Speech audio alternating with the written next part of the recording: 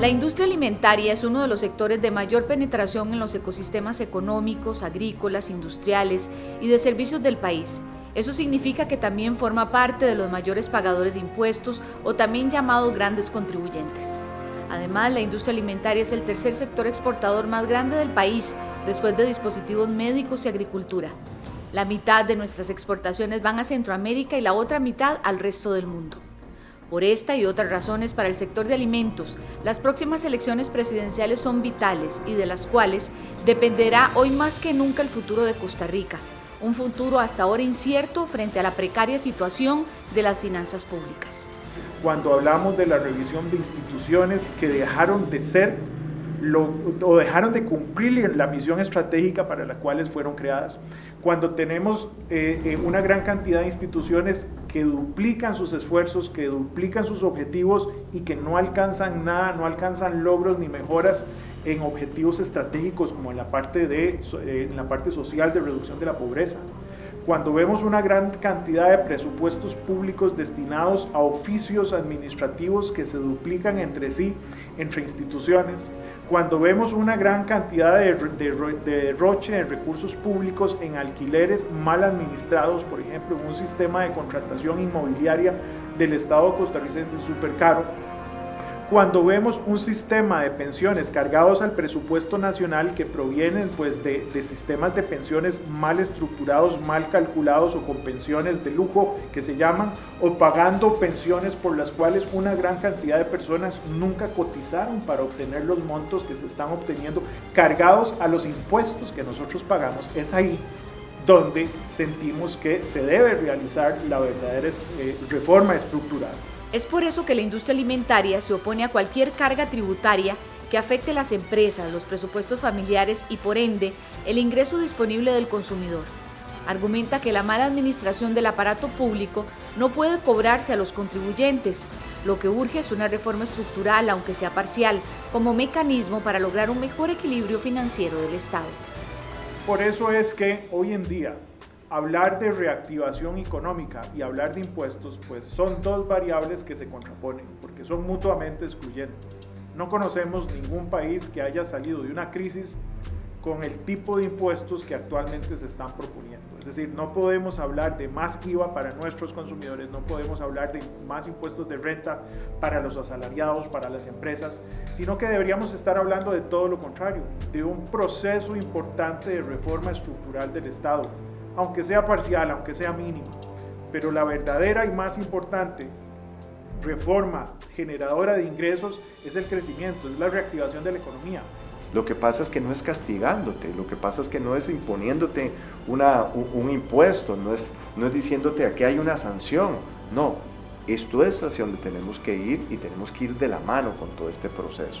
Y a eso se llama planificación, a eso se le llama un plan estratégico, que en lugar de estarnos preocupando de ver cómo meto más trabas, deberíamos de estarnos preocupando en ver cómo algunas de las instituciones de este país empiezan a tener una visión de mediano y largo plazo, que es lo que a nosotros lamentablemente nos hace falta como país. Para nosotros en la Cámara lo que ocupamos es un Estado que apoye, que dejen de buscarnos y acosarnos con tanta carga y que sea más bien un Estado que nos dé competitividad.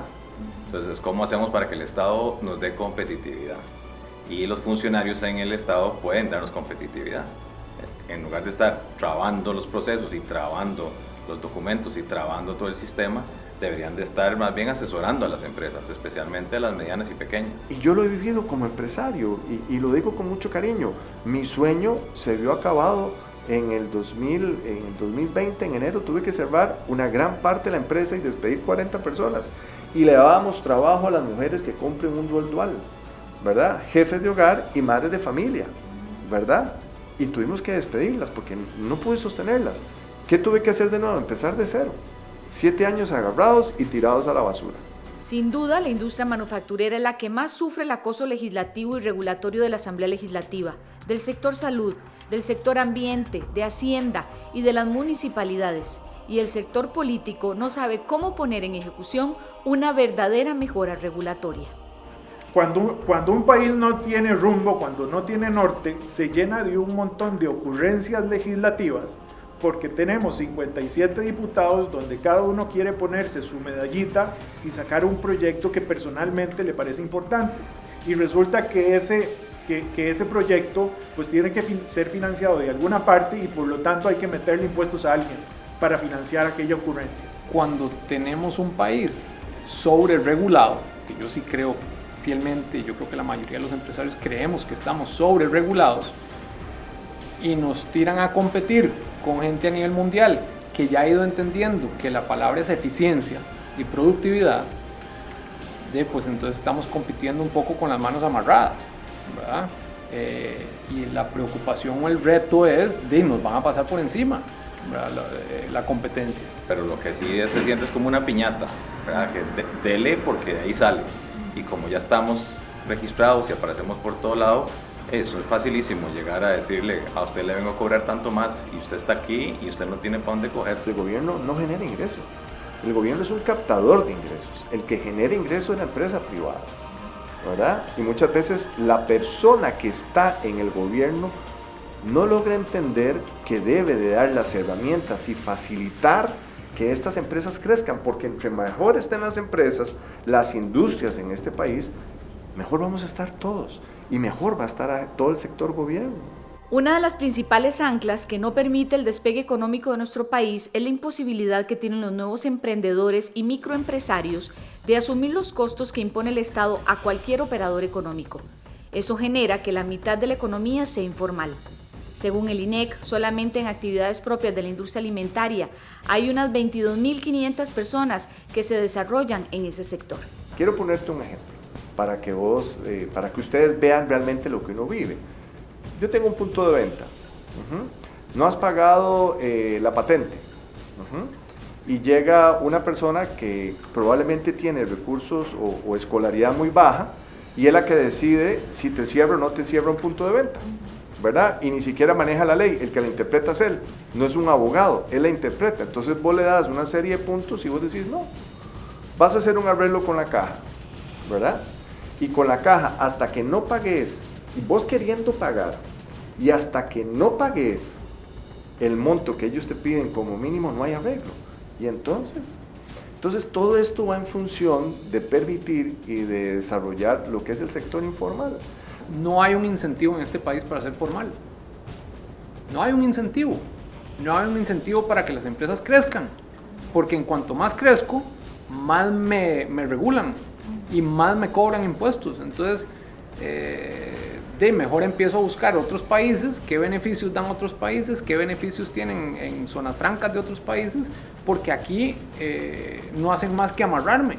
Pero sí es impresionante lo que hay que ir a cumplir para poder generar un emprendimiento nuevo. Y la ventanilla única me parece que es una idea genial que podríamos implementarla para nuevas empresas, que en un solo lugar se regule y se cumple con todo. Mientras nuestras empresas sufren las consecuencias de la inoperancia del Estado, son modelo en reducción de huella hídrica, huella de carbono, utilización de fuentes energéticas alternativas, estándares de protección del recurso natural en el abastecimiento agrícola. Tenemos modelos exitosos y de exportación en materia de recuperación, reciclaje y reutilización de empaques. Es una industria que busca materiales alternativos de empaque para reducir los impactos de la pésima gestión de desechos sólidos que hacen las municipalidades. Nuestro planteamiento es: seamos tan verdes como podamos, pero sin más trabas ni costos para la producción ni para la población. Nuestra industria es una de las más avanzadas en ese tipo de temas y por lo tanto tenemos una enorme autoridad moral para decir que lamentablemente el estilo de política pública reciente lo que ha generado es una gran cantidad de iniciativas que en la búsqueda de una Costa Rica más verde más bien le viene metiendo mucho más trabas y costos innecesarios a la capacidad de producir. Los políticos nos quieren poner de ejemplo en el mundo cuando ya somos el ejemplo del mundo, y para poder ponernos de ejemplo en el mundo tenemos que dar más pasos hacia adelante y comprometernos más todavía. Yo creo que deberíamos de empujar a que todo el mundo nos alcance en la parte de la huella verde y dejar de poner tantas trabas en Costa Rica. Ya vamos bastante bien, hay que seguir arreglando, pero al ritmo que vamos bastante bien. Ante esta realidad del sector, ¿qué proponen algunos candidatos a diputados? Lo veremos a continuación en el plato fuerte de la Expocacia 2021.